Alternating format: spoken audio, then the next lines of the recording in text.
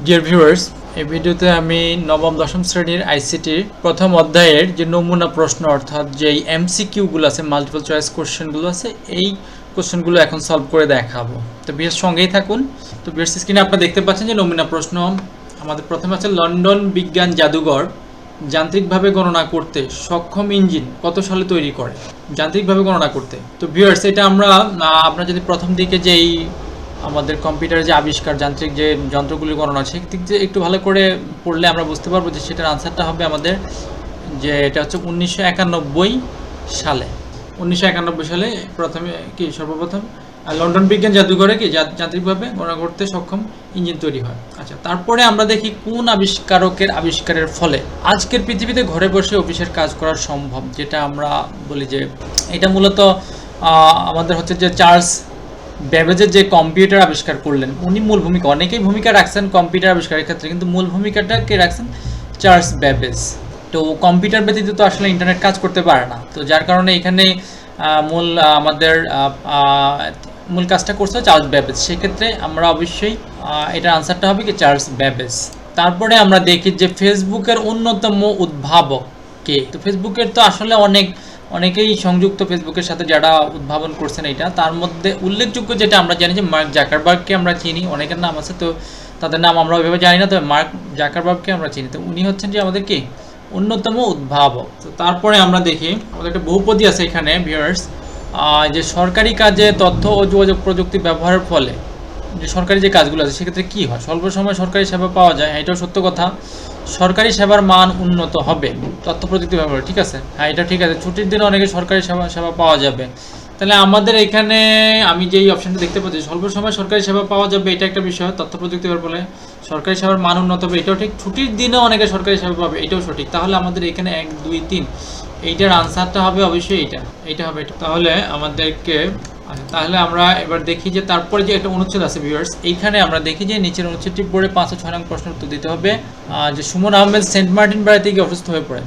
ফোনে তিনি ঢাকায় একজন চিকিৎসকের সাথে যোগাযোগ করেন এবং তিনি তাকে পরামর্শ দেন হসপিটালে যাওয়ার জন্য। হাসপাতালের ডাক্তার তাকে দ্রুত হাসপাতালে যেতে বলেন। পরে হাসপাতালে ডাক্তার ঢাকার বিশেষজ্ঞ ডাক্তারের পরামর্শ গ্রহণ করে, উভয়ের কমিউনিকেশন গ্রহণ করে সুমন আহমেদের চিকিৎসা করেন। তো এইটা মূলত কি?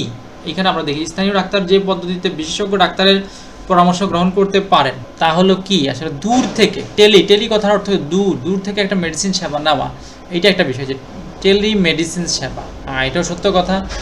ই স্বাস্থ্য ইলেকট্রনিক ডিভাইসের মাধ্যমে যেহেতু তারা কমিউনিকেট করছে, হোয়াটসঅ্যাপে করছে বা ইমেইলে করছে বা আমাদের যে অন্যান্য ইমুতে করছে হইতে পারে, তাছাড়া অন্যান্য যে আমাদের কমিউনিকেশন যে সফটওয়্যারগুলো আছে সেগুলোতে করতে পারে। ওকে, তো আরেকটা হচ্ছে ই স্বাস্থ্যসেবা, যদি ইলেকট্রনিক ডিভাইসের মাধ্যমে করছে তাহলে এইটাও কি সঠিক। আর একটা হচ্ছে ই কমার্স, এখানে তো আসলে বাণিজ্যের বিষয় না, এখানে এটা হচ্ছে টেলিমেডিসিন সেবা আর একটা হচ্ছে ই স্বাস্থ্যসেবা, এই দুইটা মিলে যায়। তাহলে এখানে 1 এবং 2 এটা আনসারটা হবে এটা। তারপর এটা আমরা দেখি যে সুমন আহমেদের চিকিৎসা কোন প্রযুক্তির ভূমিকা প্রধান? এটা হচ্ছে আইসিটি, টেলিভিশন, রোবট, কম্পিউটার, কোনটা? অবশ্যই এখানে তথ্য। আইসিটি মানে কি? তথ্য প্রযুক্তি, আন্তর্জাতিক যে তথ্য প্রযুক্তি, মূলত এইটাই। তাহলে এটার আনসারটা হবে এই যে এটা আইসিটি, তথ্য ও যোগাযোগ প্রযুক্তি। তারপরে আমরা দেখি কিছু প্রশ্ন আছে সংক্ষিপ্ত ভিউয়ার্স, এটা আমরা দেখি যে তথ্য কিছু প্রশ্ন আছে, প্রশ্নগুলো একটু দেখে নেই। 21 শতকে সাধারণ মানুষকে পৃথিবীর সম্পদ বলা হয়েছে কেন? এটা সর্বোচ্চ থাকলে 5 মার্কের থাকবে ভিউয়ার্স। তো 21 শতকে সাধারণ মানুষকে পৃথিবীর সম্পদ বলা হয়েছে এই কারণে আসলে এখনকার মানুষজন সবাই কিন্তু মোটামুটি কম বেশি ইলেকট্রনিক ডিভাইসগুলো চালাতে সক্ষম বা অনলাইন প্রযুক্তির সাথে কিন্তু তারা সম্পর্কিত, তারা এটা ব্যবহার করতে পারে, এটার সুবিধা অসুবিধা কিন্তু বুঝে এবং গ্রহণও করে সুযোগ সুবিধাগুলো, যার কারণে তাদেরকে পৃথিবীর সম্পদ বলা হয়েছে 21 শতকের সাধারণ মানুষকে। তারপর হচ্ছে জ্ঞান ভিত্তিক সমাজ তৈরির জন্য প্রয়োজনীয় দক্ষতাগুলো কি? কিন্তু জ্ঞান ভিত্তিক এখানে যেহেতু আইসিটির কথা বিশেষ করে উপলব্ধি করা হয়েছে, মানে প্রযুক্তির কথা, ঠিক আছে, তো এখানে প্রযুক্তির কথা বলা হয়েছে, প্রযুক্তি অনলাইন টেকনোলজির কথা বলা হচ্ছে এখানে, এবং কম্পিউটারের জ্ঞানের কথা বলা হচ্ছে, যে এই সকল বিষয়গুলোতে পারদর্শিতা অর্জন করতে হবে আমাদেরকে। যে ল্যাঙ্গুয়েজগুলো আছে, আন্তর্জাতিক ল্যাঙ্গুয়েজ, এগুলির কথা বলা হচ্ছে এখানে। তারপর হচ্ছে একজন শিক্ষার্থীর তথ্য ও যোগাযোগ প্রযুক্তির প্রয়োজন, প্রযুক্তি জ্ঞানের প্রয়োজন কেন একজন শিক্ষার্থীর? অবশ্যই একজন শিক্ষার্থী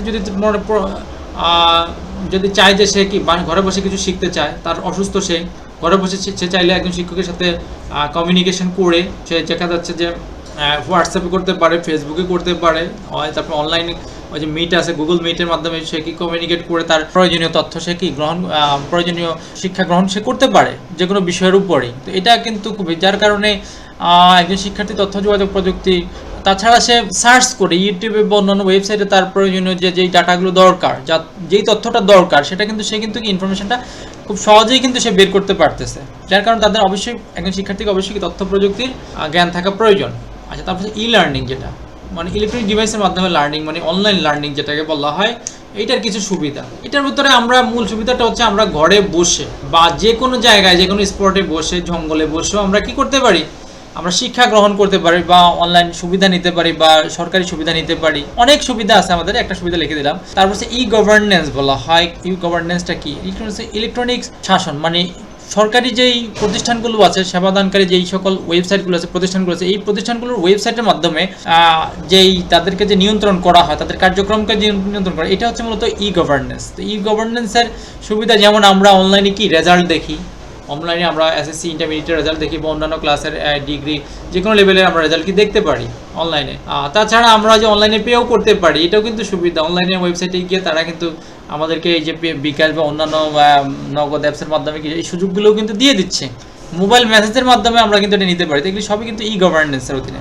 বাংলাদেশের দুটি ই সার্ভিসের মধ্যে ওই যে আমাদের আছে না একবার সহজ ইপুর, যে যারা ওই যে চিনি কলের সাথে সম্পৃক্ত চিনি কলে, তাদের যে একটা অনুমতিপত্র, সেটা ইপুরজি হয়, এই একটা। তারপরে ই সার্ভিস। তো এখানে বাংলাদেশে আরও মানে সেবার মাধ্যমে আমরা তো অনেক কিছু, যে আমরা যে রেজাল্ট দেখি, সেটাও কিন্তু ই সেবার মধ্যেই পড়ে, ইলেকট্রনিক সার্ভিসের মধ্যে। আমরা যে টাকাটা লেনদেন করি, সেটা ব্যাংকিং সেক্টরে হোক, যে বিভিন্ন অ্যাপসের মাধ্যমে, এগুলো তো আমাদের ই সার্ভিস, ই সেবার অন্তর্ভুক্ত। আর ই কমার্স ওয়েবসাইট কোনটা, সেটা তো আমরা বুঝতেই পারতেছি। কমার্স যেমন ই ভ্যালি, তারপরে আমাদের আরও অনেক প্রতিষ্ঠান আছে, স্টারটেক, বিভিন্ন কম্পিউটার, সবাই কি করছে, ওয়েবসাইট খুলে তাদের পণ্যগুলো সেখানে বিক্রি করতেছে। ইলেকট্রনিক ডিভাইসের মাধ্যমে কি বাণিজ্য করা, ভার্চুয়ালি বাণিজ্যটা করতেছে। তারা প্রোডাক্ট দেখা, প্রোডাক্টের ডাটাগুলো তারা উত্থাপন করতেছে। এটা কি একটা সুবিধা। এটা একটা অন্যতম সুবিধা হচ্ছে যে ঘরে বসে আমরা যে কোনো প্রোডাক্টই অনলাইনে অর্ডার করতে পারি। তো এটা সুবিধা হলো এটা। তো ভিউয়ার্স, আশা করি আপনারা বুঝতে পেরেছেন। সঙ্গে থাকার জন্য অনেক অনেক ধন্যবাদ।